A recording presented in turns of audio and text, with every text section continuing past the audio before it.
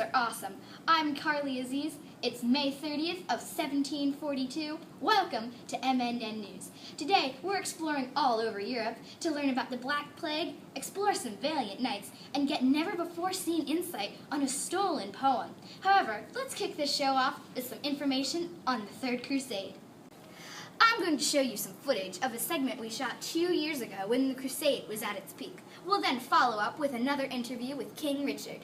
The Crusades began when the King of England wanted to free Jerusalem, aka the Holy Land, from the Muslims. There were a total of 9 crusades, but definitely the most notable was the Third Crusade. I'm here with Saladin, the great Muslim leader, and King Richard to discuss more on this topic. Let's have a closer look. How dare you think you can kidnap a whole caravan without me knowing? Do you take me for an idiot? I'll call a passive feud of England their right to land back. Never. Well, I will not rest until God gets his holy land back. Stop. Yes, it is true. The whole reason why Saladin became so enraged with King Richard is he did try and, well, he actually did. He stole an entire caravan and a princess. He would have been fine with a mere battle.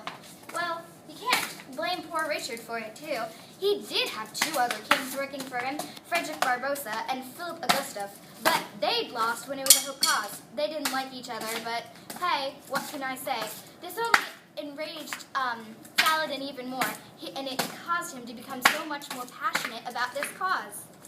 Poor King Richard, huh? Thanks to you, all of the Christians in Jerusalem are fighting for me whether they like it or not. How dare you? They should be fighting for me. They win their holy land back. I guess we'll have to wait and see what becomes of this crusade. I have a feeling no one's going to surrender anytime soon. Yes! I'm here with King Richard once this crusade finally calmed down. King Richard, whatever happened to your crusade? Saladin was killed the same time I got gravely ill. With no leader on each side, the crusade just died. Did you win this crusade? Unfortunately, no. We came so close to Jerusalem. I could almost smell it. It got out of control and we went separate ways. That concludes our interview with King Richard. Now, let's take it over to the shout-out question. Now it's time for our shout-out. What were some things medieval knights were taught? A. Milling. B. Courtly love. C. Mythology. D. Agriculture. You have 3 seconds. The correct answer is courtly love. Knights' daily lives revolve around serving for their lord or king. But recently, they've been doing a little more than just training and horsemanship. To learn courtly love, knights have been taking dance lessons. I'm here with Sir Nelson. Sir Nelson, how do these dance lessons affect your daily life? Well, usually in between meals and prayers, I'm working on my fighting, horsemanship, and training, but now the dancing has just become a part of my lesson. And how do you like these dance lessons? I love how it helps me with my agility and balance.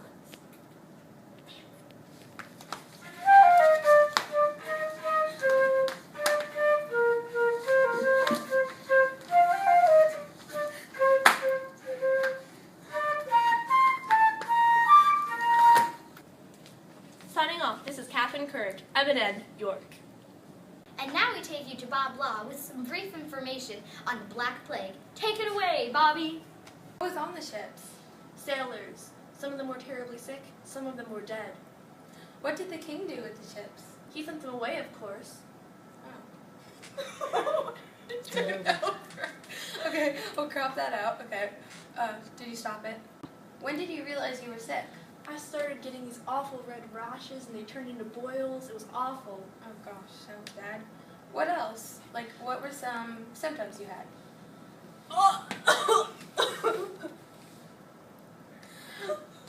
Okay, let's end this segment. Thank you very much. In the world of music, most people don't know who composed their favorite song. But recently, composers have started signing their music so people know who it's by. One of these is Jamie Smith. Jamie, why do you feel the need to sign music that you composed? I just thought it was a simple way to get my name out there, in case, people wanted to look up more music by me. When did you get this idea? Well, it came to me about a year ago. I was looking for a cost-efficient way for me to get my music more noticed. Thank you. Some people, though, believe this is just all a money-making scheme and about popularity. Ava, why do you feel this way? Well, I think it's just about getting more money and being popular. Like, who cares? But what if you wanted to know who composed your favorite song? Please, most minstrels don't write more than one song. Okay, well that's it for today. It shows just how the world of music could be changed by signature. Now to Carly. It's Friday night, and here I am in the old library to discuss a stolen famous poem. This poem is called Beowulf, and it was written in the 9th century. I'm here with Lady Liz, the librarian, to discuss more about what happened to this poem.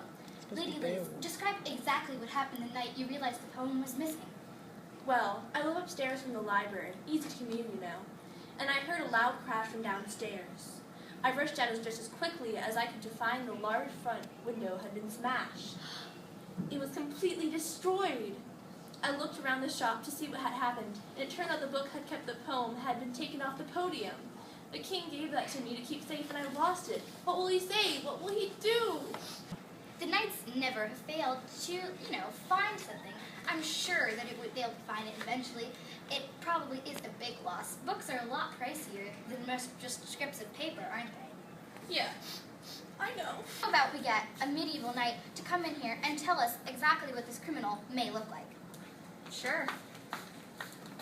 Well, from what I could see, he was about 6.5 feet tall, and he was very poor because we could tell from what he was wearing. We found some cotton lying around.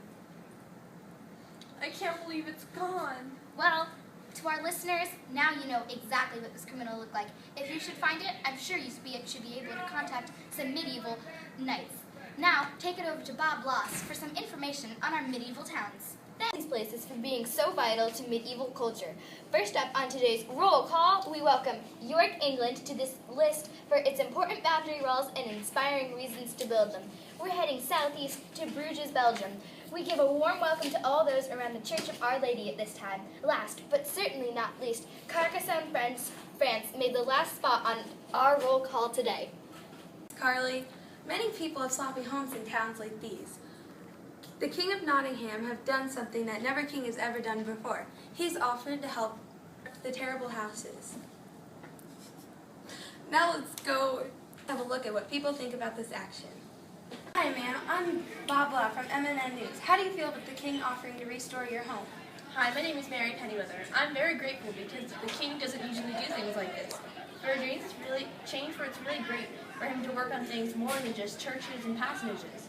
I'm really grateful. Excuse me, ma'am. May I have a word? Sure, but make it fast. How do you feel about the king offering to help rebuild all of the houses? An unfair load of crockery! He'll repair the best houses and leave out the people who need it the most.